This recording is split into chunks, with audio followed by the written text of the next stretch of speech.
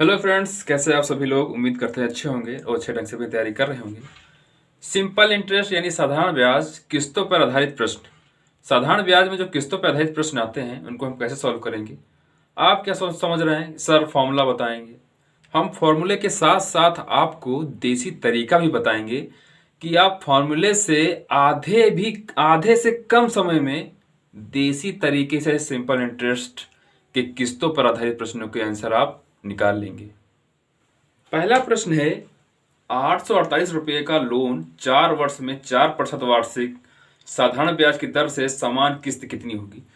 तो इसका फॉर्मूला भी होता है। फॉर्मूला हम आपको पहले बता देते हैं कि किस्त का फॉर्मूला क्या होता है। तो किस्त का फॉर्मूला होता है, किस्त बराबर होता है 100 ए बटे ए क्या है, मिश्रधन है, 100 टी समय है, प्लस आर टी, आर क्या है, रेट है, दर है, और t-1/2 इसका फॉर्मूला होता है। तो क्या हम फॉर्मूले से इसको सॉल्व करेंगे? फॉर्मूला तो हर कोई बताता है, हम आपको देसी तरीका बताएंगे कि कितनी आसानी से इसको आप निकाल सकते हैं। उतना ही आंसर आएगा और देसी तरीके से भी इतना ही आंसर आएगा जितना इससे आएगा। लेकिन समय क्या होगा, जितनी देर आप इसको कैलकुलेशन करने में करेंगे उससे आधे से भी कम समय में देसी तरीके से आंसर आ जाएगा। चलिए हम अपना देसी तरीका लगाते हैं। साधारण ब्याज क्या होता है? साधारण ब्याज के बारे में थोड़ा आप जान लीजिए। साधारण ब्याज क्या होता है, हर साल उतना ही ब्याज लगता है। अगर 4% पहले साल ब्याज लग रहा है तो अगले साल भी 4% ही लगेगा। लेकिन चक्रवृद्धि ब्याज में क्या होता है, पहले साल तो सेम रहता है, अगले साल बदल जाता है। लेकिन साधारण ब्याज क्या होता है, हर साल सेम रहता है। तो देसी तरीका हम क्या करेंगे, देसी तरीका हम करेंगे, हमने मान लिया कि पहली किस्त कितनी की है, 100 रुपये की है।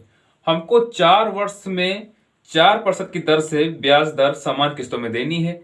तो हमें 4 साल में 4 किस्त देनी है। तो पहली किस्त हमने मान लिया 100 रुपये है। तो अगले साल हम जाएंगे 4% पर, तो अगले साल कितनी हो जाएगी, 104 हो जाएगी, क्योंकि बदलेगी नहीं।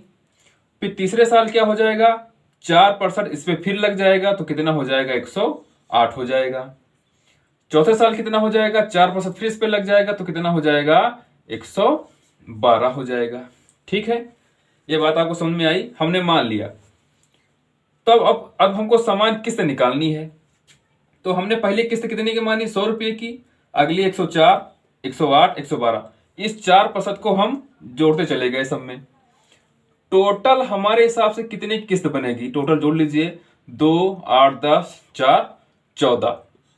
ठीक है, 4 आया, एक और एक हासिल वाला 2 यहां पर आ गया, 1, 2, 3, 4, 424 हमारे हिसाब से किस्त आ गई। इनके हिसाब से कितना है, 848 है।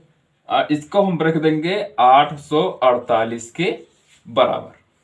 ठीक है, कितनी बार में जाएगा ये, कितनी बार में जाएगा, 2 बार में जाएगा।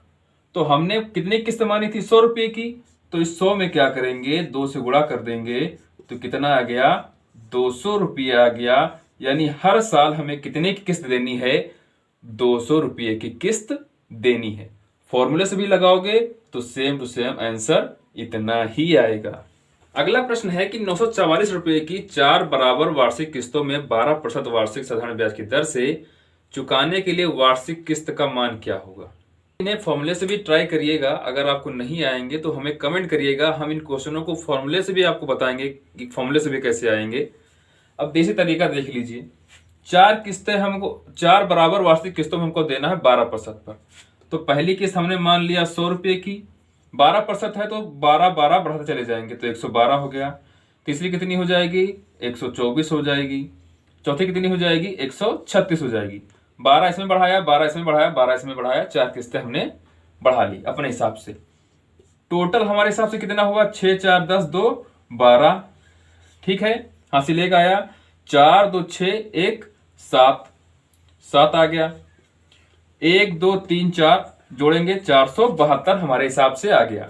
इनके हिसाब से, हमारे हिसाब से 472 ये क्या आया है, हमारे हिसाब से 472 ये टोटल रुपया आया है। और इनके हिसाब से कितना है, 944 944 है, इसको रखेंगे 944 के बराबर। तो कितनी बार में जा रहा है ये? 2 बार में जा रहा है। तो किस्त कितने की बनेगी?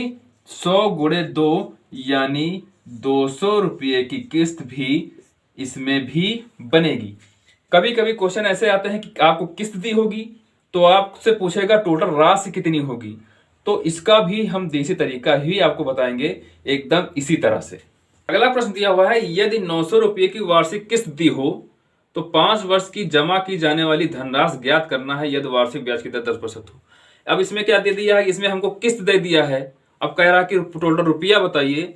तो हम क्या करेंगे? इसमें भी देसी जुगाड़ लगाएंगे। 10% है, 10% को 10% ही रखेंगे। हमने मान लिया, हम मान लेंगे सीधे, मैथ वाले छात्र हैं हम, हमेशा मान लेते हैं। पहली किस्त कितने की है? 100 रुपये की। कितनी किस्तें हमें बनानी है? 5 साल जमा करना है, यानी हमें 5 किस्तें बनानी है। तो पहली किस्त 100 की होगी तो अगली किस्त कितनी की होगी? 110 की, फिर 120 की, फिर 130 की और अगली कितनी होगी? 140 की। 5 किस्तें हो गई। 10% है इसलिए हमने 10-10 सब में बढ़ा लिया है। अब इसको टोटल जोड़ लेते हैं। हमारे हिसाब से कितना टोटल मूलधन होगा? हमारे हिसाब से टोटल कितना मूलधन होगा? हमको जोड़ लेते हैं। 0 0 आ गया, 4 3 7 2 9 1 10 का 0 आ गया। ठीक है, ठीक है। 1 2 3 4 5 5 1 6 6 क्या आ गया? हमारे हिसाब से कितना आ गया? 600 मूलधन आ गया है। अब उन्होंने कहा है कि एक किस्त कितने की है? 900 रुपये की है। तो हमारे हिसाब से एक किस्त कितनी है? हमारे हिसाब से कितनी है? 100 रुपये की किस्त है। तो एक किस्त को किसके बराबर रखेंगे? हम 900 के बराबर रखेंगे और 2 0 यहां से काट देंगे। तो एक का मान कितना आया? 9 आया। और 6 में हम क्या करेंगे? 9 से गुणा कर देंगे। नछा के 5400 रुपया क्या आ जाएगी? टोटल धनराशि आ जाएगी। अगला प्रश्न क्या है? 700 रुपये की वार्षिक किस्त 10% वार्षिक साधारण ब्याज की दर से 5 वर्ष में किस ऋण पर चुकाई गई। यानी इसमें भी हमको क्या करना है? मूलधन निकालना है। 10% दिया है, 5 साल के लिए दिया है। तो हम मान लेंगे कि पहली किस्त कितने की है? 100 की। अगली कितने की हो जाएगी? 110 की। तीसरी कितनी हो जाएगी? 120 की। चौथी 130 की और पांचवी कितनी हो जाएगी? 140 की।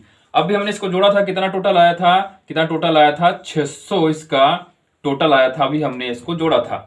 तो पहले अब किस्त दी है 700 रुपये की। हमारे हिसाब से किस्त कितने की है? 100 रुपये की। इसको बराबर रखेंगे 700 के।